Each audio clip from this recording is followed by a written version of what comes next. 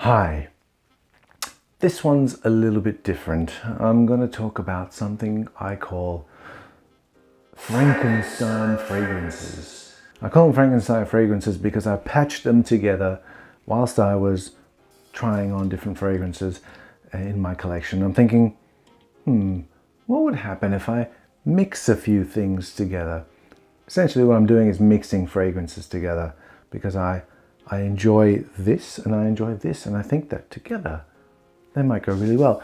I chose not to layer because I thought that mixing them together and keeping them in a bottle would allow the notes to actually blend with each other a little bit better than just layering them superficially. So what I've done is tried a few mixes, and unfortunately I put them in these little vials and I had marked them all as to what they were, like this, and the marker that I used has worn off, so I don't know what's what now.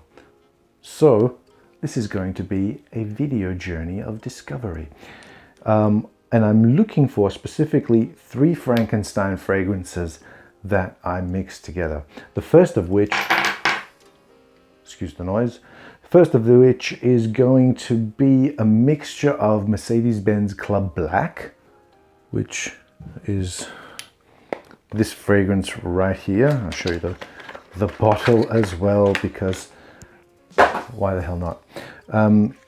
Here it is, Mercedes-Benz Club Black, very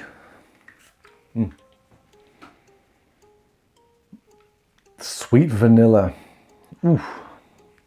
I didn't like sweet fragrances. I still don't like sweet fragrances, but this one, just so deep and rich. Gotta love it. Fantastic. I thought, what better thing to actually mix this with than with this thing? It's just Gucci Guilty Absolute, which is like medicinal leather. So sweet vanilla and medicinal leather. I'm looking for it, and it is not that one. And pretty sure it's not this one either. No, don't know what that one was, but that was a failed mix. I think it could be this one. Yeah, maybe this one. Let's have a go. These atomizers aren't the best. These vials were pretty good value.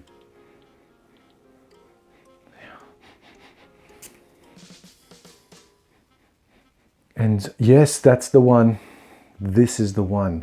It was about a 60-40, actually no, it was about a 70-30 mix. So 70% was Mercedes-Benz Club Black and 30% was Gucci Guilty Absolute, because of that medicinal vibe. So it is a bit more piercing than the really rounded and sweet vanilla. And somehow they just work really, really well. And if you want to be unique, and if you do have these bottles, or even if you don't, then far out, man. They're both really good fragrances on their own, but together, absolutely kill it. Longevity's increased as well, I noticed, when I utilize this mix. So there you go. Mix number 1, Mercedes-Benz Club Black and Gucci Guilty Absolute, 70-30 split. That's that one. Next one I'm looking for is this one. Where'd I put it? I put it somewhere here, which is a Fendi. Now, funny story, this is the only, this has been discontinued. All of the Fendi men's fragrances have been discontinued. I was a very big fan of Fendi Assoluto, and I went through a full bottle of that. And as I was nearing the end of that bottle, it got discontinued. It was hard to find, so I couldn't get another one. And I really, really liked that one, but it's all gone. So I thought, I'll try this. And as I ordered this, I found out that this had also been discontinued. And Fendi Aqua was the other one in the Fendi line, which didn't really interest me because I read the notes, not my thing. But this one kind of smells like Assoluto, but it's a more brighter, more sparklier kind of version of Assoluto. And I thought, okay, what can I do with this? What is this, a 10 mil? 7.5 mil, whatever. So I mixed it with, what did I mix this with? I mixed this with, where did I put that one? I mixed this with Bentley for Men Absolute. I've mixed it with Bentley for Men Absolute because that's kind of got that vibe. Yeah, that's right. I was trying to make Louis by Rocha. That's what I was trying to make. I was trying to take that Bentley for Men Absolute sort of smokiness, that, you know, that similarity to Gucci Pour Homme one, and I was trying to give it that sort of lemonade-y kind of vibe, which I think Fendi had. And that's kind of reminded me of the top notes of Rocha Louis, and the Bentley for Men Absolute reminded me of the mids and the base. So I mixed them together, and I'm just trying to find where that is. It is not that one. Is it this one? Perhaps it's this one. No, that's not it. I'm just going to... Ooh, no, this is Fahrenheit. That's this one. Now, as I look through these, I noticed that they do get better. Like initially when I'd mixed it and I swirled it around and I tested it, it wasn't all that great. But I came back to it like a few months later. So I did this months in advance, and they had kind of blended. It felt like they had blended. They had become their own kind of scent. What's this? Whatever that is, that's really nice. What is that? Whatever it is, that's really nice. Unfortunately, I don't know. So it's got to be one of these three. This is... oh, that's Dior Homme 2006. Well, that's fantastic. I'll put that in the atomizer because I've only got a splash. And this... no, that's not it. And this... yes, lucky last. That's got to be the one.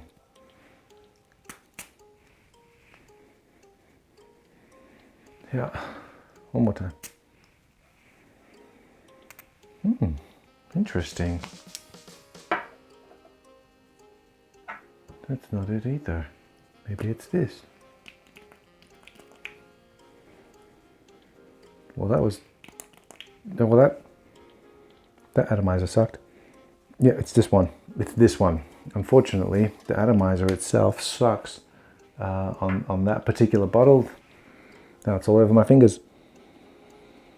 But it's all right. It's actually all right. And because I didn't have that much of the Fendi to use, so I only used a very little bit, and that's actually come out okay. So there you go. Fendi on top, Gucci Guilty Absolute on the bottom, and that worked out all right as well. And then last one, and the last one in this Frankenstein fragrances that I've mixed together is a mix between Dior Homme, this Dior Homme from, I don't know, 2013, this Dior Homme, which I need to smell again. I always like smelling this. God. Man, so good. So good. This Dior Homme with this Ferrari's Bright Neroli. What a mix. Iris, Neroli. Yeah. And yeah, okay. Neroli is a bit more piercing. It is a, well, technically it's a citrus, and therefore it's going to be a bit more volatile than the iris or the orris, the root, you know. So that I have mixed in to this to this, I believe, and this. Weird. That's a good atomizer. No, that doesn't smell like it. There it is. This one.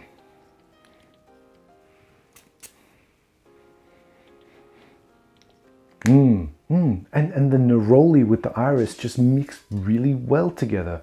And it's amazing because it's actually blended now. Unfortunately, I've only got like maybe like a 2 milliliters left, but damn, that's a good mix. Actually turned out all right. And I think that they increased the longevity, in my opinion. So it's very nice. It actually has that summery kind of vibe because of the Neroli. That's bright, because of bright Neroli. It's up top, and you've got that leather and that ethereal iris in the mid and the dry down. So there you go. There's some ideas if you want to mix some Frankenstein fragrances together. I think I put a lot more Dior Homme than I did the Neroli. So again, I think it was a 70-30 split between 70% Dior and 30% of the Ferrari. So there you go. 3 Frankenstein fragrances that I've mixed together months ago and kept in a dark place, and they blended all right. I did have some that I mixed together that didn't really work, but let's not talk about them. Let's talk about these ones. So then again, so if you wanna mix, if you have a collection, you get some vials, do some mixing, get experimenting, you know, and you might find that you come up with something unique that no one has, and they'll be asking you, what's that? And you'll be like, well, I mixed this myself. So there you go. There's some ideas for you. Go forth and make your own Frankensteins. Let me know what you've mixed together and what you usually layer on each other as well. So let's have a discussion about that. And as always, I'd like to thank you for watching.